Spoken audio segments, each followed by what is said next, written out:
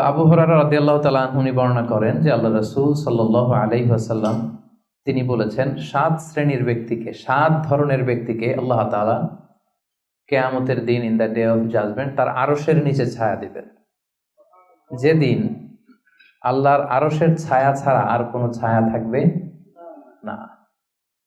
এর মধ্যে প্রথম শ্রেণী হচ্ছে ইমামুন আদিল, মানে the just ruler, the just king, ন্যায়পরায়ণ শাসক। প্রথম শ্রেণী হচ্ছে ন্যায়পরায়ণ শাসক বা রাষ্ট্রপ্রধান। 2 নম্বর হচ্ছে ওয়াশাবুন নাশাআ ফি ইবাদাতিল্লাহ, এমন যুবক যে তার যৌবনটাকে আল্লাহর ইবাদতে কাটিয়েছে। 3 নম্বর হচ্ছে ওয়ারাজুলুন কলবুহু মুআল্লাকুন বিল মাসাজিদ, এমন ব্যক্তি যার হৃদয়টা সবসময় মসজিদের সাথে লেগে থাকে, মসজিদের সাথে ঝুলে থাকে। 4 নম্বর হচ্ছে ওয়ারাজুলান তাহাব্বা ফিল্লাহ ইজতামা আলাইহি ওয়া তাফাররাকা আলাইহি, এমন 2 ব্যক্তি যারা একে অপরকে আল্লাহর জন্য ভালোবাসে, পৃথক হলেও আল্লাহর জন্য ভালোবাসাটা বজায় থাকে, একসাথে থাকলেও আল্লাহর জন্য ভালোবাসাটা বজায় থাকে। 5 নম্বরে হচ্ছে এমন ব্যক্তি দাআতহুম ইমরাআতুন যাতু মানসুবিন ওয়া জামাল, এমন ব্যক্তি যাকে সম্ভ্রান্ত বংশের খুব সুন্দরী রূপসী ভেরি বিউটিফুল লেডি, একজন নারী তাকে পাপ কাজের জন্য আহ্বান করেছে, কিন্তু সেই পাপ কাজে সাড়া না দিয়ে প্রত্যাখ্যান করে বলেছে ইন্নী আখাফুল্লাহ, আমি এই কাজ করতে পারবো না, কারণ আমি ভয় পাই একজনকে, তিনি কে? আমি আল্লাহকে ভয় পাই। 6 নম্বর হচ্ছে ওয়ারাজুলুন তাসাদ্দাকা বিসাদাকা ফাআখফাহা হাত্তা লা তা'লামা শিমালুহু মা তুনফিকু ইয়ামিনুহু, এমন ব্যক্তি যে গোপনে দান করে, এত গোপনে দান করে যে তার ডান হাত কি দান করে তার বাঁ হাত টের পায় না। সুবহানাল্লাহি ওয়া বিহামদিহি। 7 নম্বরে হচ্ছে ওয়ারাজুলুন যাকারাল্লাহা খালিয়ান ফাফাদাত আইনা, 7 নম্বর ব্যক্তি হচ্ছে এমন ব্যক্তি যে একা একা আল্লাহকে স্মরণ করে চোখের পানি ছাড়ে, আল্লাহকে স্মরণ করে, আল্লাহর জিকির করে, আল্লাহর ভয়ে তার অশ্রুসিক্ত হয়, তার চোখ বেয়ে দাঁড় দাঁড় করে পানি নামে। এই 7 শ্রেণীর ব্যক্তিকে আল্লাহ তাআলা আরশের নিচে ছায়া দিবেন, যেদিন কোনো ছায়া থাকবে না। এই হচ্ছে হাদিসের সরল বঙ্গানুবাদ। হাদিসটি সহিহ বুখারীতে এসেছে।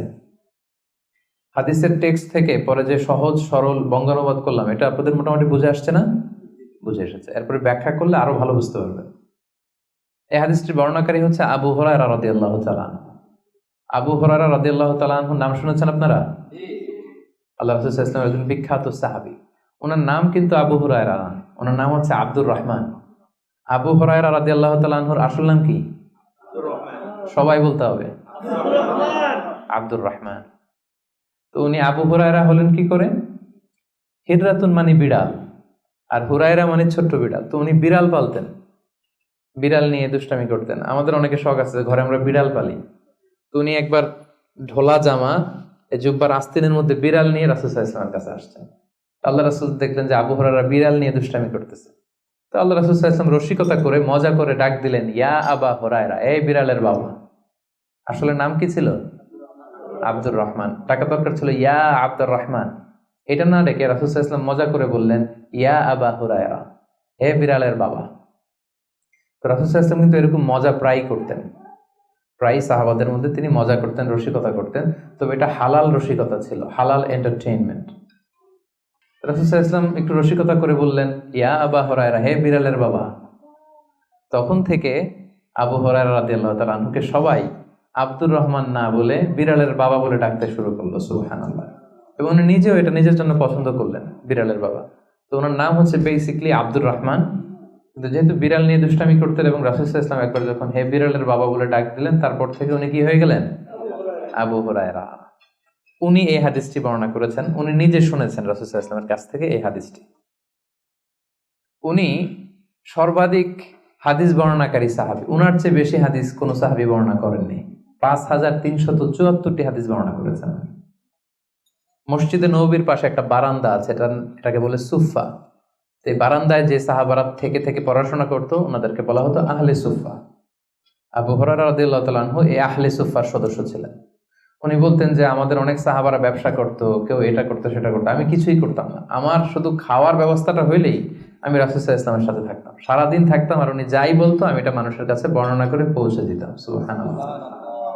এজন্যই উনি এত হাদিস বর্ণনা করেছেন। শুরুতে উনি এত হাদিস বর্ণনা করতে পারতেন না।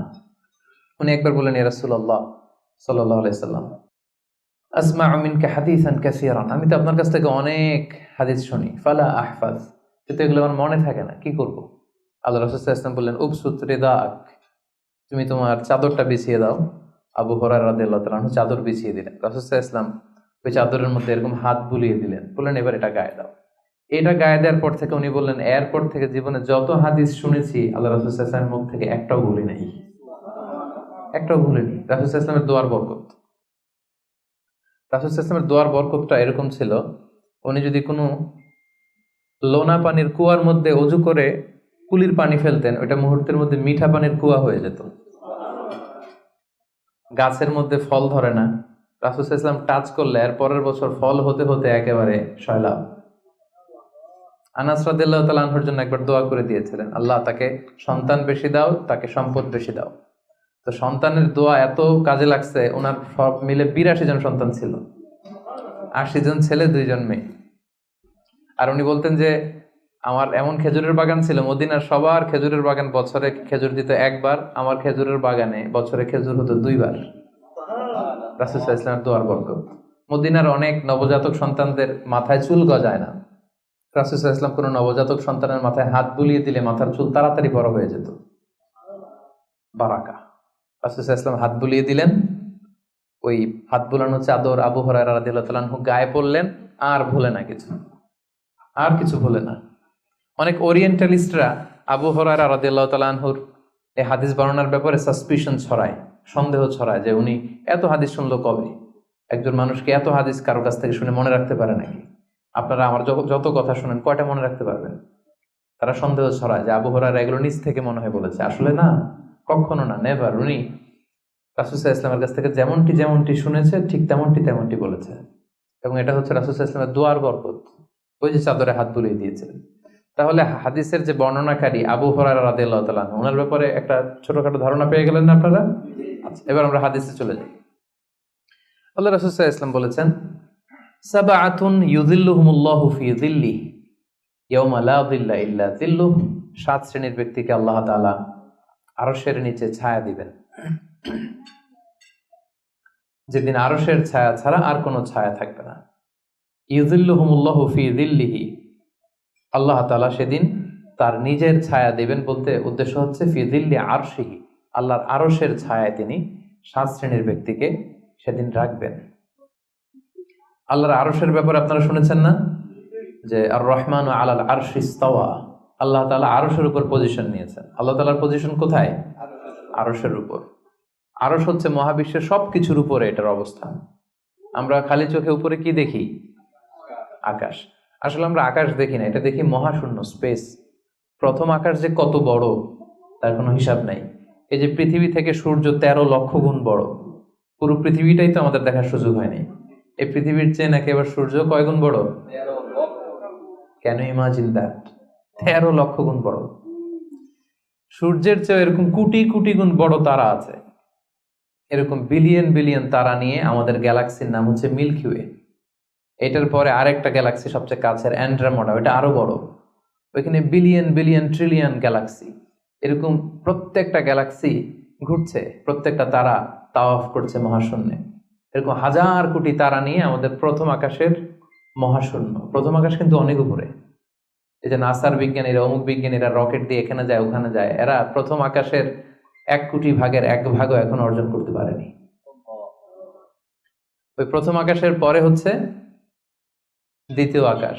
ওই দ্বিতীয় আকাশের তুলনায় প্রথম আকাশটা কত ছোট শুনেন। আপনার হাতের আংটি যদি আপনি বিশাল মাঠের মধ্যে ছেড়ে দেন, একটা মরুভূমির মধ্যে ফেলে দেন, পুরো মাঠের তুলনায় হাতের আংটি যত ছোট, আল্লাহর দ্বিতীয় আসমানের তুলনায় আল্লাহর প্রথম আসমানটা ঠিক তত ছোট। দ্বিতীয় আসমান আরো বড়, তৃতীয়টা আরো বড়। যত উপরে ঊর্ধ্বাকাশের যত কাহিনী একটার চেয়ে একটা বড়, এরকম 7টা আকাশ। তার উপরে সিদরাতুল মুনতাহা, বর্ডার এরিয়া। তার উপরে লা জামান লা মাকান, ওইখানে সময়ের হিসাব নাই, স্পেস নাই, সময় নাই। কারণ আল্লাহর সময় দিয়ে বাঁধা যায়? আমাদের জন্য বসতে জায়গা লাগে, আল্লাহর পজিশন থেকে জায়গার প্রসঙ্গটা আসে না। কারণ লাইসা কামিসলিহি শাই, উনি কারো মতো না, উনি উনার মতো। ওয়ালাম ইয়াকুল্লাহু কুফুয়ান আহাদ, তার মতো কেউ নাই। তো তিনি কার মতো? তিনি তার মতো। তার মতো কেউ নাই, তো তিনি কার মতো? তিনি তার মতো।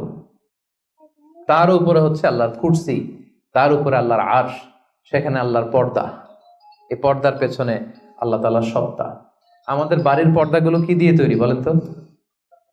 কাপড় দিয়ে। আল্লাহর পর্দাগুলো আলো দিয়ে তৈরি, নূরের পর্দা। পর্দাটাই আলো। এজন্য সাহাবারা জিজ্ঞেস করেছিলেন, ইয়া রাসূলুল্লাহ হাল রাআইতা রাব্বাক, আপনি কি মেরাজের রাতে আপনার রবকে দেখেছিলেন?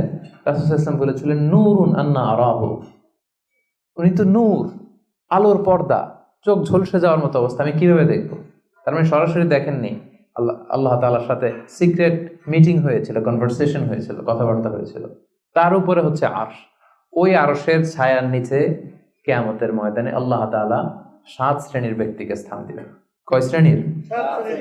7 শ্রেণীর ব্যক্তিকে স্থান দিবেন, যে দিনটা হবে 50 আলফা সানাহ মিম্মা তা'উদ্দুন, 50,000 বছরের সময় একটা দিন, কিয়ামতের দিন।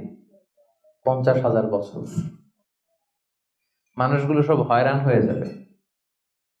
ইউহশারুন নাসু ইয়াউমাল কিয়ামাতি হুফাতান উরাতান মুশাতান গুরলা। রাসূল সাল্লাল্লাহু আলাইহি ওয়াসাল্লাম বললেন, প্রতিটি মানুষ হুফাত, কারো পায়ে জুতা নেই। আমাদের প্রত্যেকের জুতা আছে না আজকে? সেদিন জুতা থাকবে না। উরাতান, নেকেড, উলঙ্গ। গাড়ি নাই, কিছু নাই, ঘোড়া নাই, গুরলা, জন্মদিনের পোশাকে সবাই পাগলের মতো। আম্মা আয়েশা বলেন, ইয়া রাসূল, এটা কেমন কথা? কারো গায়ে যদি ড্রেস না থাকে তো সবাই লজ্জা পাবে না? একে অন্যকে দেখে হাসাহাসি করবে না? আল্লাহ রাসূল সাল্লাল্লাহু আলাইহি ওয়াসাল্লাম বললেন, লিকুল্লি ইমরিইম মিনহুম ইয়াওমা ইদিন শাআনু ইউগনি। আয়েশা, সেদিনটা এত ভয়ঙ্কর হবে যে অন্যের কি অবস্থা এটা চিন্তা করতেই সে ভুলে যাবে। নিজের অবস্থা নিয়ে এত পেরেশানিতে সে থাকবে, ঘর্মাক্ত, ক্লান্ত, শ্রান্ত, পেরেশান। সূর্যটা একেবারে মাথার কাছে চলে আসবে। সূর্যের তাপে মাথার মগজগুলো গলে নাকের ছিদ্র, কানের ছিদ্র দিয়ে বেয়ে বেয়ে পড়বে। জিহ্বাটা কুকুরের মতো বেরিয়ে আসবে সামনের দিকে। মানুষ হাঁপাতে থাকবে, দৌড়াতে থাকবে, ক্লান্ত শ্রান্ত, কেউ কাউকে চেনে না। ইয়াউমা ইয়াফিরুল মারউ মিন আখিহি ওয়া উম্মিহি ওয়া আবিহি ওয়া সাহিবাতিহি ওয়া বানিহি। ভাই ভাইকে চিনবে না, পরিচয় দিবে না। মা ছেলেকে দেখে পরিচয় দিবে না, বন্ধু বন্ধুকে দেখে পরিচয় দিবে না। সবাই ইয়া নাফসি ইয়া নাফসি। ওই ভয়ঙ্কর দিনে আল্লাহ তাআলা 7 শ্রেণীর লোককে তার আরশের নিচে ছায়া দিবেন। আমরা কি চাই না যে আমরা ওই 7 শ্রেণীর অন্তর্ভুক্ত হই? আমরা আল্লাহ তাআলার কাছে কামনা করি আমরাও যেন সেই 7 শ্রেণীর অন্তর্ভুক্ত হয়ে সে ভয়ঙ্কর দিনে আল্লাহ তাআলার আরশের নিচে ছায়া পেতে পারি। আরো জোরে আমরা সবাই পড়ি আমিন। ওই 7 শ্রেণীর ব্যক্তিদের মধ্যে প্রথম শ্রেণী হচ্ছে ইমামুন আদিল, ন্যায়পরায়ণ শাসক, the just ruler, the just king. যেই বাদশাহ, যেই শাসক, যেই কিং তার প্রজাদের প্রতি ন্যায়পরায়ণ ভাবে বিচার করে, ইকুয়ালি ট্রিট করে সবাইকে, কারোর উপর জুলুম করে না। কারণ আল্লাহ তাআলা জুলুম পছন্দ করেন না। আল্লাহ কি কারোর উপর জুলুম করেন? কিয়ামতের দিনের বিচারে তিনি কারোর উপর জুলুম করবেন? আল্লাহ তাআলা বলেন, ইন্নী হাররামতু যুলমা আলা নাফসি, আমি আমার উপর জুলুমকে হারাম করেছি, ফালা তাযালামু, তাই তোমরাও তোমাদের উপর জুলুম করো না, খবরদার। আয-যুলমু যুলুমাতুন ইয়াউমাল কিয়ামা, যারা পৃথিবীর বুকে কারো উপর জুলুম করবে, এই জুলুমটা জুলুমাত হয়ে, অন্ধকার হয়ে তার কাঁধে চেপে বসবে কিয়ামতের দিন। সো আল্লাহ তাআলা প্রথম 7 জনের মধ্যে সর্বপ্রথম যাকে আরশের নিচে ছায়া দিবেন তিনি হচ্ছেন ইমামুন আদিল, just king, the just ruler, ন্যায়পরায়ণ শাসক, যারা আদালতের সাথে কাজ করে। ইন্নাল্লাহা ইয়া'মুরুকুম বিল আদলি ওয়াল ইহসান, আল্লাহ তাআলা এই আদালতের ব্যাপারে, জাস্টিসের ব্যাপারে সবসময় তিনি আদেশ করেন। জাস্টিস ভায়োলেট হয়, ন্যায়পরায়ণতা, ইনসাফ, এটা ভায়োলেট হয়, এটা আল্লাহ তাআলা কখনো চান না। যারা বিচার করার সময় ন্যায় বিচার করে, উভয় পক্ষের কথা শুনে, যারা রায় দেওয়ার সময় ন্যায়সঙ্গতভাবে রায় দেয়, যারা জনগণের ট্রিট করার সময় সঠিকভাবে ট্রিট করে, সেই ধরনের রাজা যারা, সেই ধরনের কিং যারা, রুলার যারা, তারা সেদিন স্থান পাবে। এটা শুধু আল্লাহর কাছেই না, তারা যারা জাস্ট রুলার তাদেরকে দুনিয়ার মানুষরাও পছন্দ করে না অনেক। উদাহরণস্বরূপ বলছি, ফর এন এক্সাম্পল, এই যে রেসেপ তাইয়েব এরদোগান, জাস্ট উদাহরণ, আরো অনেক ভালো ভালো রুলার আছে, আপনারা আরো ভালো বলতে পারবেন। তো এই যে তুরস্কের রেসেপ তাইয়েপ এরদোয়ান, মুসলিম বিশ্বের বিভিন্ন ইস্যু নিয়ে উনি খুব কনসার্নড, চমৎকার চমৎকার উদ্যোগ নিচ্ছে, এটা আমাদের খুব ভালো লাগে না?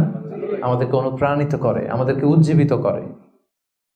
ইভেন কি অমুসলিম রাষ্ট্রপ্রধান যারা এই জাস্ট রুলার, যারা সব সময় কি করে, ন্যায়পরায়ণতার সাথে মানুষের সাথে ট্রিট করে, তাদেরকে সবাই পছন্দ করে। কানাডার প্রধানমন্ত্রীর নাম জানেন আপনারা?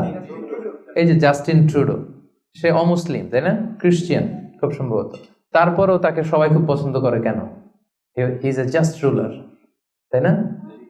জনগণের প্রতি সে ন্যায়পরায়ণ, একজন ন্যায়পরায়ণ রাষ্ট্রনায়ক সে।